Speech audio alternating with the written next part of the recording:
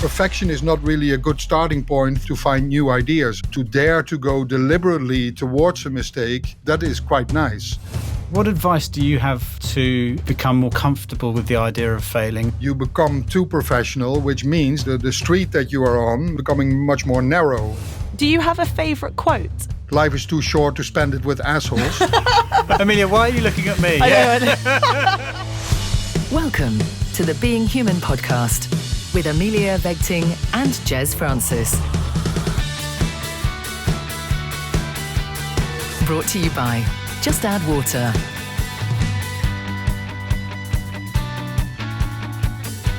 Hello, I'm Amelia Vegting. And I'm Jez Francis, and welcome to the Being Human podcast, where with special guests, we explore what it means to be human in this world we find ourselves living in. Jez, what are the headlines? There's got to be some allotment updates to share, surely. Yeah, so we're coming to the end of the growing season for this, my first year of crops, some of which you and the team have sampled, haven't you? Yes, brought a bag of courgettes in, which were absolutely delicious. Although I did take them away and they were great, I do think that had we not have done, you might never have come back into the office again. Yes, as you snub my vegetables. Yeah, I'm a little bit concerned, I have to say, that we're heading off on holiday soon and I haven't got anyone to go and water my patch. Would you like to? I don't actually know when you're going on holiday, but I think I might be busy on those dates. Right, fair enough. Yeah, well, I'll find someone else. And Amelia, what about you? What are your headlines? Been a bit quieter since the last episode. Work's been busy, but also just enjoying summer in London. Have actually got George's wedding. George is one of our colleagues, coming up soon, so that should be really good fun. Indeed. And I have to say, what I'm really excited about is for George's speech. Fingers crossed he is doing one, because he is known for his one-liners and sniper-esque humour in the office, including giving nicknames to absolutely everyone. I mean, Jez, how many nicknames are you on now? Oh, I don't know. I lose count. My favourite one of yours is Lentil Jerry, awarded to you as you tried being a vegetarian for a few weeks. I think, wasn't that like 3 years ago? It was a long time ago and it didn't last, but the nickname has, unfortunately. Yes. Yeah, it spiralled into Lenny, LJ, Lentil von Lentilson. There's loads more. Recently he's been calling me Arthur. Oh, yeah? That's because of Arthur Fowler from EastEnders, who's probably a bit before your time. But anyway, Arthur Fowler had an allotment and would regularly spend time down there as well. So, yeah, George's nicknames are infamous. Yes, you're just incredibly nicknameable, Jez. I think I get Vegas from time to time in emails from George. Yeah, well, I think that suits you. Yes, thank you. Yeah. Thank you.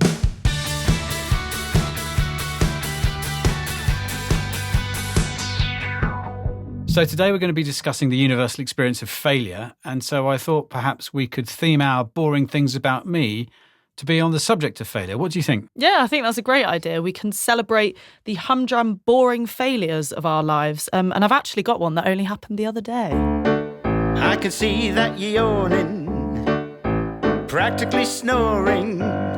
Is it because I am boring? Well, that's life. Being human is being boring.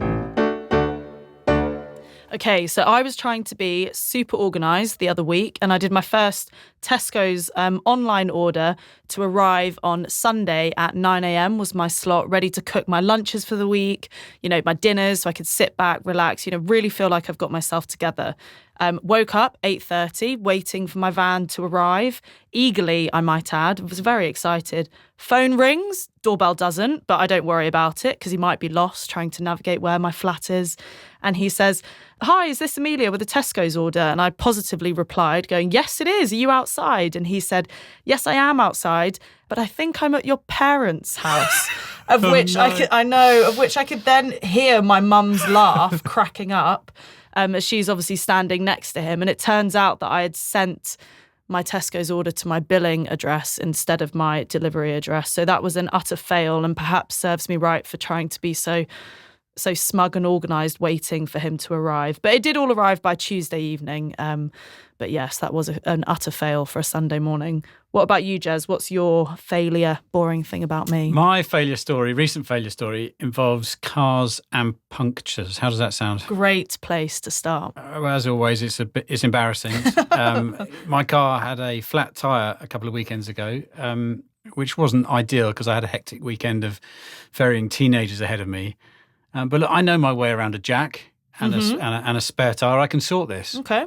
So as I was thinking this, however, something in the back of my mind was kind of, Oh, God. there was this nagging doubt. And it was as I lifted the spare tyre out of the boot and set it down that I remembered the slight flaw in my plan. So about 6 months ago, I hit a pothole near us. Oh, no. And I completely shredded a tyre. So I stopped the car, changed the wheel, made a note to myself that I needed to get the tyre and actually the wheel replaced as well because there was a big dent in it.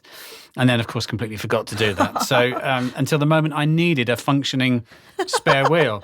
So to cut a long story short, I managed to get myself and the spare wheel a lift to the tyre centre where they replaced the wheel and fitted a new tyre to that spare, which allowed me to then go home with the wheel, Right. fit it to the car, and then get the car back to the tyre shop to repair tyre number 2. Gosh. I think the bloke at QuickFit must have thought I was getting punctures on purpose so I could pop in that and you see enjoy him. doing it. Yeah.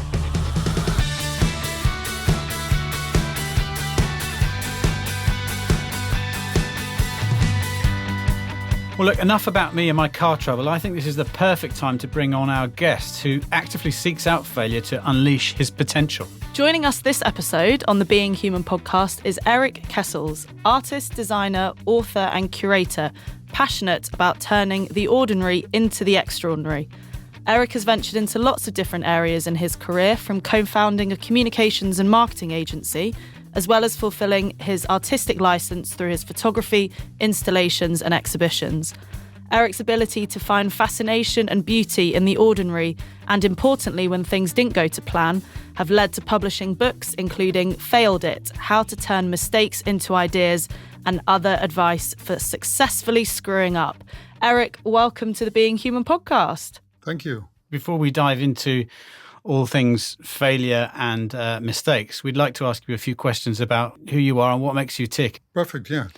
So let me ask you then, what's made you smile this week? I'm for a holiday in Italy, and in a way, what made me the most smile was a story that I heard today. And it came also out of a failure, but I met a very small wine producer, like somebody who lives in the middle of nowhere, and he told me that one day he went back home and he lost his key. So he couldn't get into the house anymore and he was kind of panicking. But then he called one of the cats in the house. I mean, the cats knew how to open the door from the inside.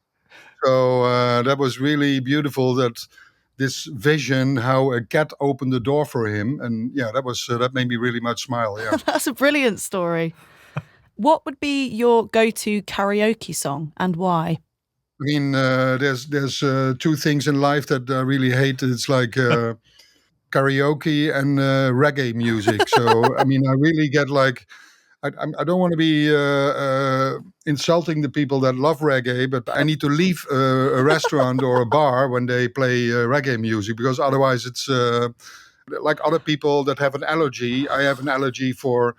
I mean, I would love it to listen to it, but I can't just stand it. But the same is also for karaoke. So, I mean, I was a singer before in a metal band. But, so I've been making music. But what was the name of your metal band? Yeah, I don't really want to go. That's so embarrassing. I don't really want to go into it. Okay, fine. Fair enough. Because I remember that I, being a designer and more making concepts, that I just named the band after the phone code of the city I lived in. And I thought that was really nice name for a band. But after a while, the band members thought it was not metal enough, and it was not. So they named it differently. But I don't want to repeat that name. It's terrible. Fair enough. Erik, what did you want to be when you were young? Yeah, since I was 5 years old, I always wanted to be a shop window dresser. And again, I was born in a very small town in the south of Holland. And probably that was the only creative job that I saw in the village, because there were some shops. And yeah, there was one shop window dresser who traveled through the area and did these shops. And I thought, I also want to be that. So I waited 11 years until I could go to a school where you could become a shop window dresser.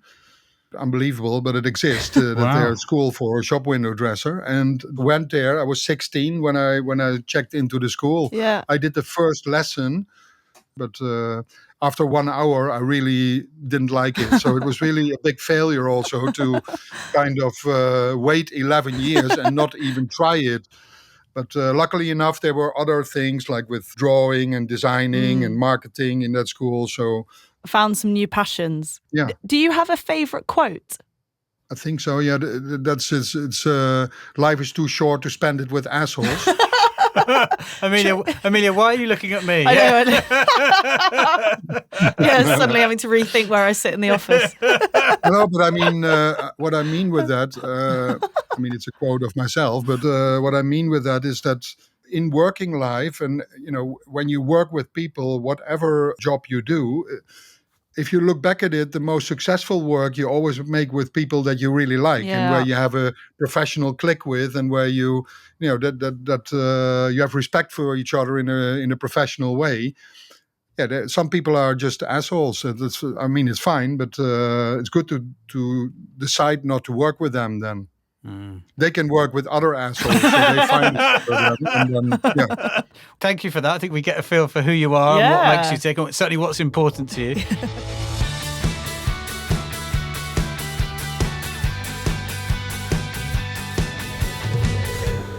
Let's dive into our topic for today. So, how do you define failure in the first instance?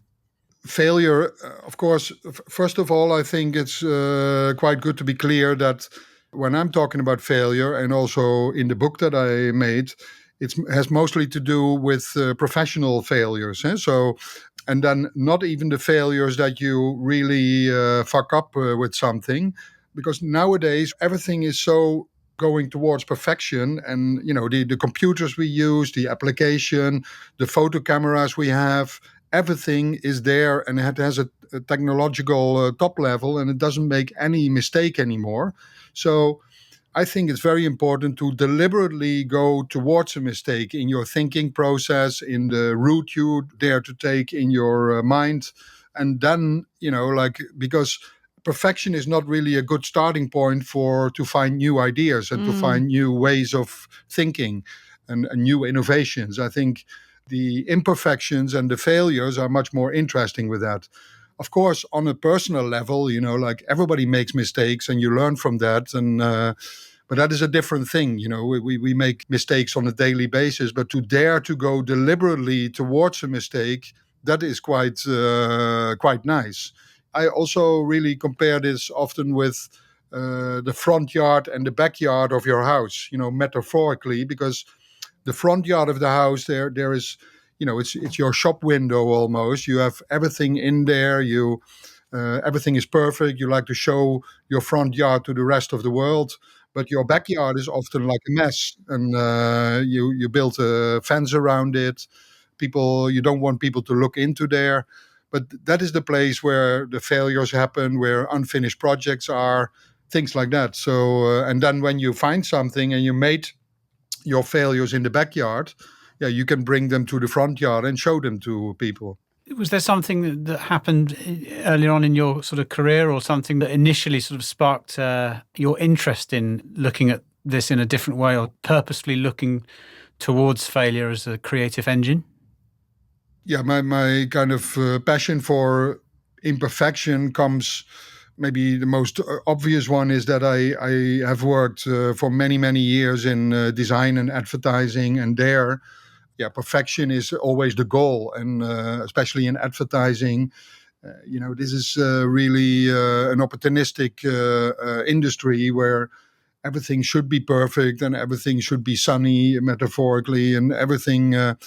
But even in that world where I worked, I was always pushing for the imperfections and for something to look at it in a different way, and how you could look at it in a different way. But another thing in my early life, when I was 11 years old, my sister died. She was 9. Of course, imperfect occasion, of course, but. From that moment on, my parents have grieved many, many years for this, and were also, looking, for instance, for her last picture, which wasn't a very beautiful picture, but it was her last picture that was taken of her, and for instance, they cropped this image only with her on it. They made it black and white. They enlarged it, and it was a very out of focus, blurry, bad composition photograph. But I think that also that image is always have been hanging in our family's living room, and the fact that you grow up with that and that you live with that, and that also shows that beauty, in that case, a beautiful photograph. It doesn't have to be always a beautiful photograph to be meaningful and to have a certain, like a strong emotion. No, absolutely. And I'm sorry to hear that, Erik.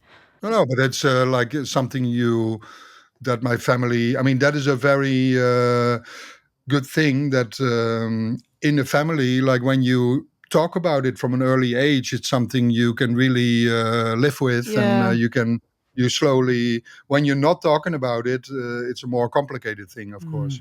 When it comes to failure, people initially view failure, or mistakes as something that's very negative. How did you, or what do you think people can do to shift their mindset to view it more positively? I mean, of course, failure is seen as a bad thing in society, because if you cannot make mistakes. They teach you to avoid that. For instance, when I'm thinking about a new idea and I get stuck in my mind, which happens often, because, for instance, coming up with ideas for something is not something that you're not born with the talent to come up with brilliant ideas. That's impossible. You have to teach yourself. You have to really practice that and do it a lot. But in my case, when I'm stuck with ideas, I just bring in a word from outside, like priest or washing machine or highway, or just a word that comes up to me that has nothing to do with where I'm thinking about.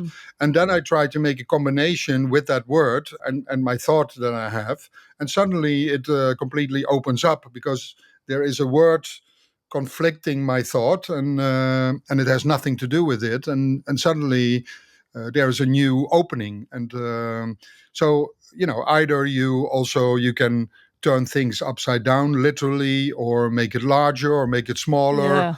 Yeah, it's a bit like you have to juggle with your thoughts and push them in directions where it's normally not really possible to push them. Yeah, and create some new possibilities. What you said about we're not encouraged to make mistakes is so true, isn't it? If I think back to my time at school and now my children's time at school, that there's this very kind of binary. There's a sort of a right and a wrong answer for everything, and you have to have the right answer. And we sort of drive variance and inefficiency out of systems, and things are supposed to work in a perfect way. And of course, when you look at nature and the kind of a more real existence, that's just not how it happens. No. Yeah, that's also funny, for instance, with that people always really admire children's drawings. And, of course, but that's true, because they are completely, they have no feeling of perfect or imperfect or right or wrong. They just do, until they get taught that the sky is blue and the grass is green. Yeah. But, and the funny thing is, like, when people get really, when they are very old again, then they lose that again. And then we also like the image, we like the drawings of very old people as well. Yeah. But all the time in between, we are almost pushed into a cursed life.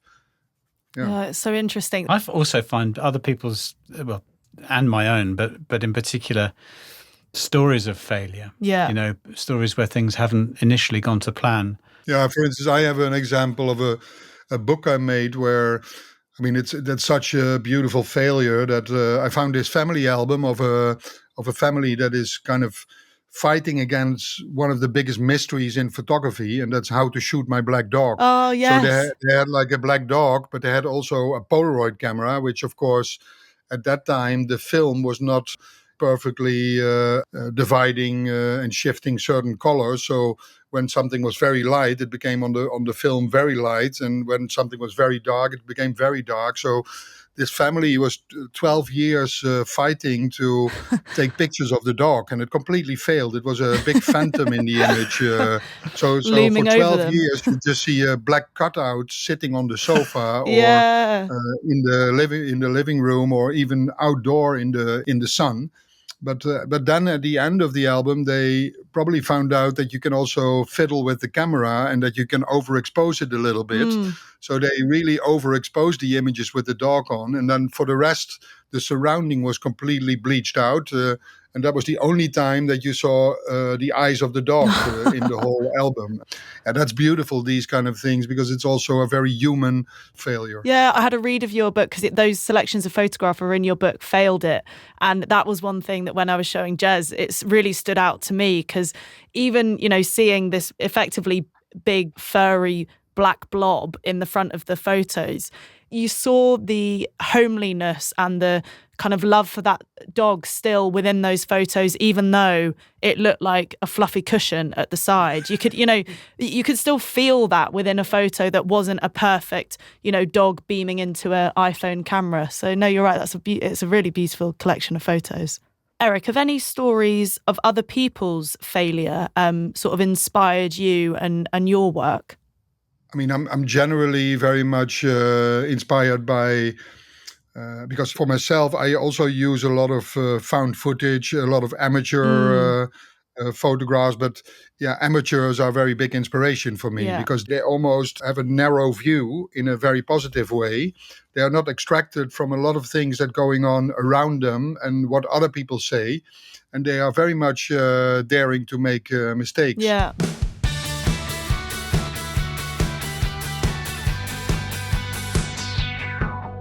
How can we remain amateurish in our thinking and approach towards our work, do you think, in a world which pushes us towards kind of perfection and professionalism? Yeah, I mean, that's a good question, of course, because I don't think that being professional is something very bad. Of course not. But there is a trap a little bit that you become too professional, which means that the street that you are on, metaphorically, is becoming much more narrow because everything is dominated from the outside. People tell you what to do. You have to find your own way. But sometimes at one point, there's no way of going back anymore. It is very good to also remember where you started. I have works of myself that I made when I was 11 or 12 years old. And I sometimes look at them because I still find them very stupid and very bad, but it's quite nice to see how your fascination started and also to see that you did not start as a professional. You have become a professional because you make many, many hours in something and then suddenly people call you a professional. But, the same thing is that as an example, but it's also a metaphor again, where if your navigation on your phone tells you, we know exactly where to go. If we want to go somewhere, we know that this thing brings us there. The app brings us there. But then when you deliberately take a wrong road, the person in the app is getting crazy, like turn around. I mean, you make a mistake, go back. And then when you go on in the wrong way, suddenly you end up in a very nice town that you never went before. So true. And, so that is, and then eventually the person also starts to shut up because you are too far away from the main road. And then you can enjoy where you are. I'm getting also more and more frustrated and irritated by everything that is trying to be perfect and trying, and all the influences from outside that want you to be perfect. When on my computer, when it says unknown error or something, I find that very interesting. I want to look what that unknown error is. I think wow, I have today an unknown error. That's exciting, but because what is it? That is the error. And I mean, it's stupid, but it's also very good to be stupid. And to ask behave why. Stupid. Keep asking the question why and to be curious. I sense a sort of a theme. Maybe this is about framing failure and deciding who gets to call the situation you find yourself in, or the piece of work you've created, or the project that you've delivered, a failure or not. So it's almost about sort of by whose yardstick, by whose ruler? I might choose to look at this as a fantastic opportunity, a super success, something that's opened my eyes to a different way of thinking or being or doing or product or whatever it might be. It may be a failure by the very narrow definition of what I set out to do, some arbitrary objectives that were drawn in the sand at the start of this particular endeavor. Yeah. And there's also, of course, the expectation, because everybody also wants to be liked, like online, on Facebook, on Instagram, like, but it's very nice to be also disliked, like when you make something, you also want always that people really love your work, but it's quite nice when it's very much divided, when I have it, when the work that I made, sometimes there were a lot of people that really liked it, but there were also a lot of people that really hated it. And when you have both those two extremes, then you know that you're good, because, for instance, I asked recently someone that went to an exhibition in a museum. I asked the person, and how was the exhibition? She said, yeah, it was okay. I mean, how terrible is that a museum makes an exhibition and somebody says it was okay? Yeah. Especially in a museum. In a museum, either it should be fantastic or it should be really bad, but everything in the middle is... But that's also probably why my family doesn't want to go with me to a museum anymore, because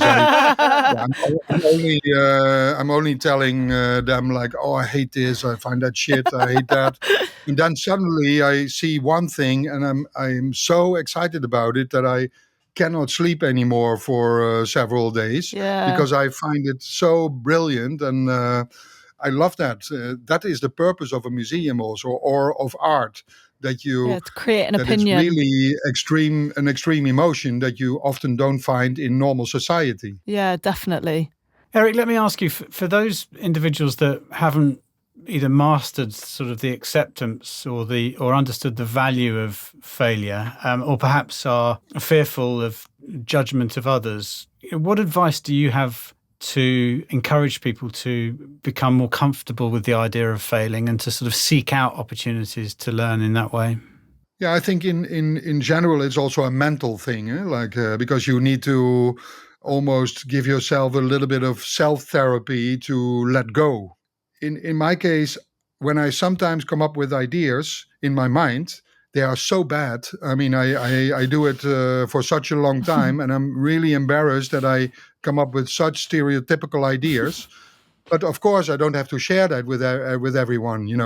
Thank God, because they would think what is he doing? And so to successfully fail is also a training in yourself, that you dare to let in also the really bad and really horrible thoughts. Yeah. Because it's you have to go through a big, thick forest of trees, and you have to push yourself through.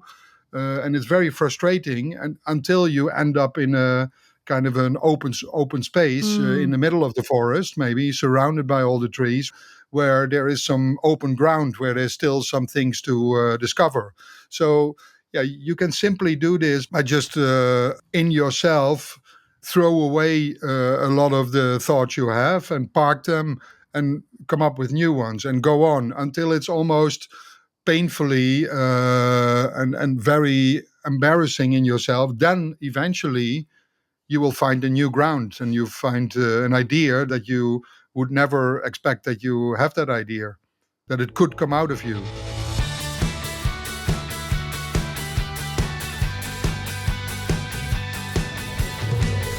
I think one thing when it comes to failure is that some people are afraid of failing due to, the fear of judgment from others or fear of shame of being part of it. What advice would you have for people to support and celebrate the failure of others and make that part of our culture? Yeah, I'm not really sure. I think many of the... Shall I ask the question in a... I think I failed this question. We failed at this question, which is good, because it's going to push us in a new direction. I really got blocked in that. Yeah. I suppose it's, how can we be better recipients of others' failures? How can we encourage people to be brave? I think, first of all, it's also very important to listen to people. A lot of people especially also in professional life and in people that are very confident. They are naturally confident. This is not a very good qualification when you are very confident, because you miss out on a lot of things. So true. You need to be insecure, very unconfident with yourself, and to try to do that is not an easy thing, but it's also a bit of a game, because of course in my case also I use the technique to become insecure, make failures, make stupid mistakes in my mind, in my thinking. But then in the end, when I find an idea, I finish it in the best possible way. And that is then, in a way, then at the very last moment, the perfection comes in. Society is also, of course, pushing for everybody to be confident and secure about themselves. Yeah, and certain. And I think the opposite is when you show somebody that you are weak, it opens up the conversation and you get very much more closer to someone. Erik, I have to ask, I was on your website not too long ago, and there is a whole section of it dedicated to pictures of toilets that are either totally unable to be used because there's about 3 without any walls, or frankly not where you would expect a toilet to be. Where did the inspiration for that whole section come from, and how did you find so many photos? When I made my website just with my artistic work on, I thought why is it that there are so many websites, but there is no website with a toilet on there? Because you cannot go to the toilet on a website. So that's just if you go to a restaurant or in your house, you can go to a toilet. Even in a company, they have toilets. But on a website, which is like a big part of our life, there is no toilet. So you made a place for that to happen. Then I show all these pictures that I take during journeys over the years, because toilets are the least taken care after places in our house or in a restaurant. On normal toilets, they want as many people as possible in, because there's often no privacy. They forget the walls. There's beautiful failures to find in toilets. There's also one beautiful picture where you see that the door couldn't really open because it would hit the seat of the toilet. So they made like an alteration and a little opening in the door so that it would still be possible to open. But no longer any privacy. Things, Yeah, but these are things that I really like, because these are smart human failures and little alterations to make life a little bit more easy for them. But to look at it, it's fantastic, and I think that would be really powerful for people to do in their world of work as well. Yeah. How liberating would it be to have an insight into, in a curious way, not a judgmental way, but just a curious way, all the things that don't go to plan at work, the goals that were missed, the deadlines that weren't hit, and all the fantastic things that happen as a result. Yeah. People talk about the Sydney Opera House, don't they, as the good example of kind of project management failure. Years over late being delivered, millions and millions of Australian dollars over budget, and at the time was seen as a sort of a catastrophic failure of project management. And yet it is one of the most majestic, celebrated, memorable buildings in the world that has, that's witnessed some of the most wonderful productions as well. So I think there's an interesting thing on failure as well, which is all about kind of context and the time. What can feel like a failure right now in the moment, with the passage of time, can be seen in a very different way. And there's a lovely story, isn't there, about the farmer who had a horse whose horse one day disappeared, and the neighbouring farmer said to him, "How terrible." And the farmer said, "Yeah, maybe so, maybe so." And then the following day, the horse returned, and it had brought a friend back that it had met, a wild horse. So now the neighbour says, "How wonderful, you now have 2 horses." And the farmer says, "Well, maybe so." And then the following day, his son falls from the second horse trying to tame it, the wild horse, and breaks his leg. And the guy says, "Oh, how terrible! What a failure! What a disaster! Your son's broken his leg." And the guy says, "Well, maybe so." And then the following day, the local army are coming through the village and conscripting young men to be soldiers, and they can't take his son because he has a broken leg. "Oh, how wonderful! How wonderful! They can't take your son." And the chap says, maybe so. So Is this a very long story or? no, I've finished. I was thinking the same thing, Erik. Is this it or? I don't think Erik liked my story. Never mind. Erik, thank you so much for joining us on the Being Human podcast. We've absolutely loved having you on and having your perspective on what failure and mistakes can bring to the world. Cool. Thank you so much. Okay. Bye-bye.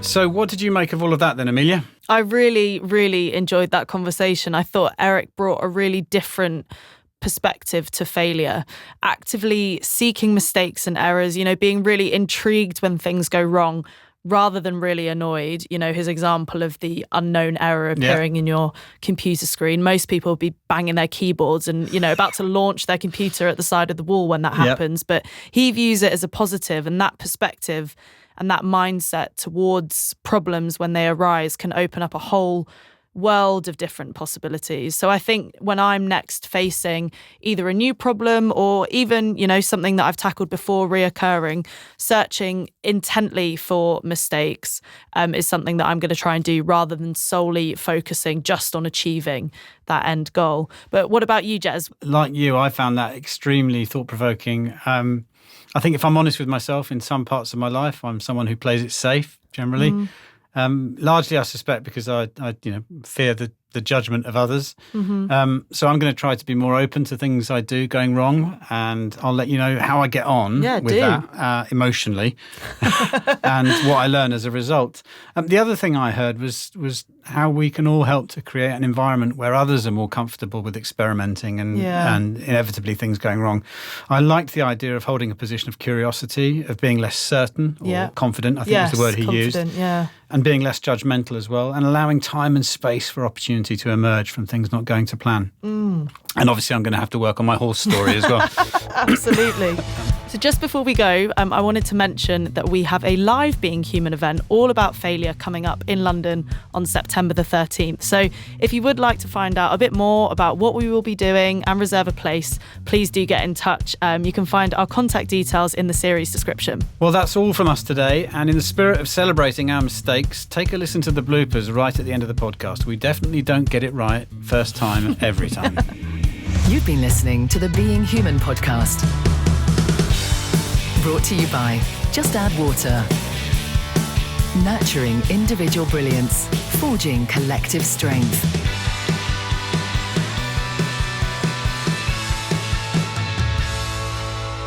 What happened there? I don't know. I lip smacked and and hiccuped at the same time.